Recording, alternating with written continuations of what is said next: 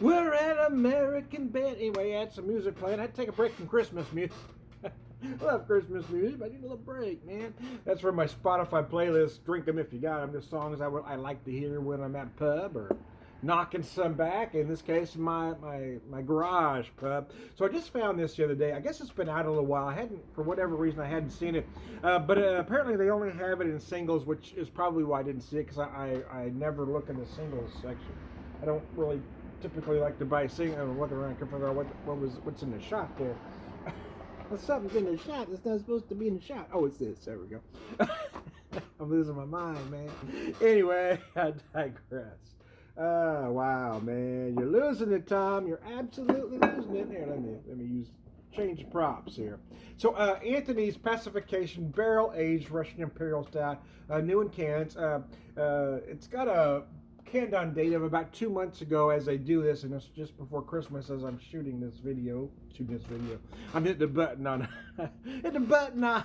my phone camera. You're shooting the video, right, Tom? Anyway, so it was $4.98 for the can, so not cheap, but it is a full pint.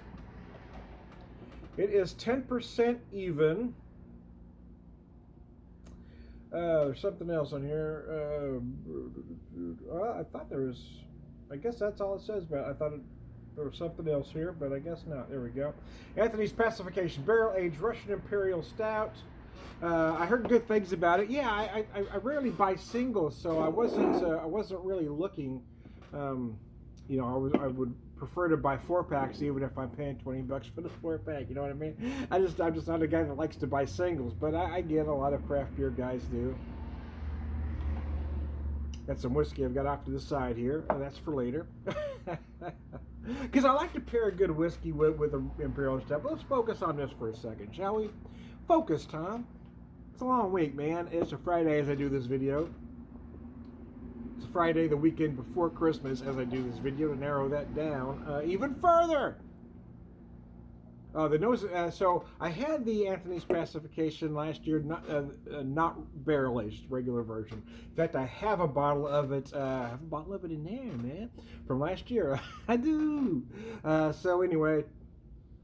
So the nose, big roasted malt. It does. I mean, the nose feels like an Imperial Stout.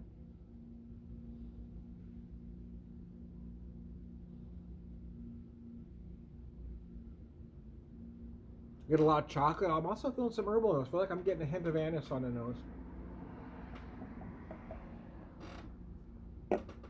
Oh, damn, they ain't playing. Yeah. Wow. Oh, wow. So, okay, I'm going to take another drink and I'm going to go into some notes because that was freaking wonderful.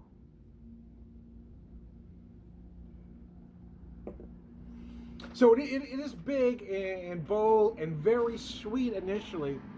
And then all of a sudden that barrel comes into play. You do feel some bourbon barrel notes for sure. Oh, it says barrel aged. It doesn't say bourbon barrel, but let's just say whiskey notes. You feel some barrel notes. You feel some of the barrel notes, man. Yeah, you get that nice oak right in the finish. It just dries that sweetness up. Because let me tell you, I mean, this is big, rich, it's decadent as all hell, very sweet. So that could be bad. But yeah, it does. That oak does take care of it all. You do feel some of the some barrel notes. Some vanilla definitely pulls through. You may pull out some dark fruit notes as well. I'm personally just getting a lot of malt. I feel a lot of chocolate as well in there. I'm going to say like a 70% dark chocolate. Just that slight bitterness, that dark chocolate can give you. Not in an unpleasant way. Bitter isn't always bad.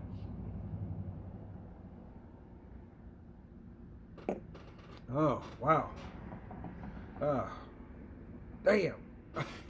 That's good, man.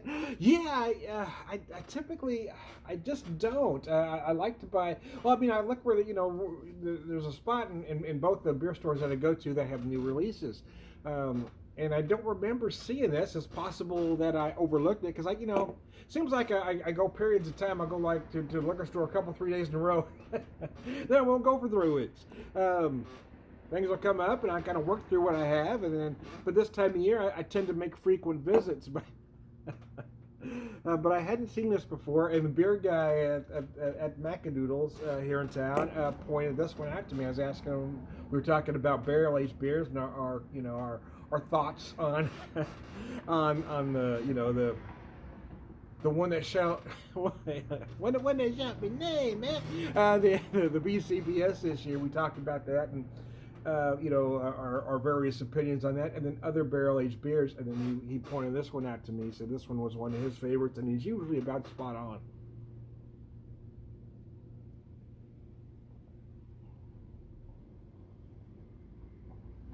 The barrel notes that come into play here start in the middle and then work towards the ends, and they are nothing short of fantastic. They are absolutely amazing. Yeah, at first you get that big, rich, decadent, Imperial Stout sweetness. It just hits you right up front.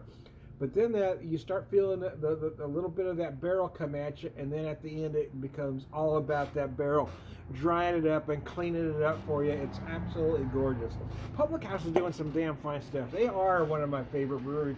I don't know, Rolla, it's probably about an hour and a half from here. The St. James location, it's probably about the same. Maybe pushing 2 hours, hard to tell. I just don't get out in that direction very often, sadly, because I would love to hit both locations more often. But oh man, they're doing some fine beer out there. Their Oktoberfest this season was one of my absolute favorites. But my two favorites were that one, the Berliken from Public House, and then the Martin City Oktoberfest. Those two are my absolute favorite of this particular season. American craft Oktoberfest, I should say. But this beer is absolutely gorgeous, which is why I just poured a little bit in a snifter.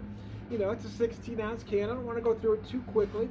Anyway, so we talk about price, right? It's $5 for 16 ounces. That does seem a little pricey, but we're talking a lot of barrel-aged beers are going for a lot more. I mean, the BCBS, for instance, was $13 for 16 ounces and change. The 22-ounce bombers, I've seen many go for 15 to 20 bucks. So yeah, it is a little bit pricey in the grand scheme of things. If I were to buy two of these, that'd be 32 ounces for $10. That's really not bad for a barrel-aged Imperial Stout.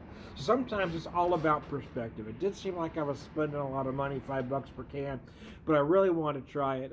But honestly, I would have paid $19.98 for the 4-pack. I would have preferred to have paid $19.98 for the 4-pack, to be honest with you. Then I have some others in there. But I know a lot of beer geeks, beer snobs only like to buy one beer of something. I'm a 6-pack kind of guy, so anyway. But for 16-ounce cans, I'm okay with the 4-pack. Anyway, look how that leaves the glass, though. Oh my gosh, oh my goodness. Anyways, I digress. I hope everybody has a nice Christmas. If I don't see any of you before then, I am Tom the Beer Whisperer, beer evangelist, prolific beer drinker, perverse, all around good guy. Cheers.